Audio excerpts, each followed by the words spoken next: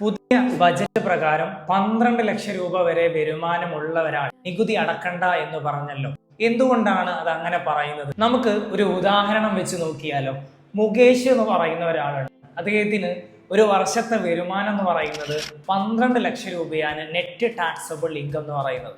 അങ്ങനെയാണെങ്കിൽ ഗവൺമെന്റ് പറഞ്ഞിട്ടുള്ള പുതിയ ബജറ്റ് പ്രകാരമുള്ള സ്ലാബ് റേറ്റ് പ്രകാരം ആദ്യത്തെ 4 ലക്ഷത്തിന് ടാക്സ് ഒന്നും കൊടുക്കണ്ട. 0 to 4 ലക്ഷം നിൽ റേറ്റ് ആണ്.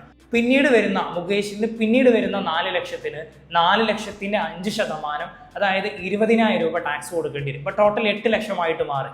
പിന്നീട് കയ്യിലുള്ള 4 ലക്ഷത്തിന് 10% വെച്ച് ടോട്ടൽ 40,000 രൂപ ടാക്സ് അടക്കേണ്ടി വരും. അപ്പൊ ടോട്ടൽ മുകേഷ് ടാക്സ് അടക്കാനുള്ള എമൗണ്ട് എന്ന് പറയുന്നത് 60,000 രൂപയായിട്ട് മാറി. ഈ ഒരു സമയത്ത് റിബേറ്റ് എന്ന് പറഞ്ഞിട്ട് റിലാക്സേഷൻ ഗവൺമെന്റ് നമുക്ക് തന്നിട്ടുണ്ട്. നിങ്ങൾക്ക് ടാക്സ് അടക്കാനുള്ള ബാധ്യത എമൗണ്ടിൽ നിന്ന് നിങ്ങൾക്ക് മാക്സിമം 60,000 രൂപ റിബേറ്റ് ആയിട്ട് കുറക്കാൻ വേണ്ടി പറ്റും.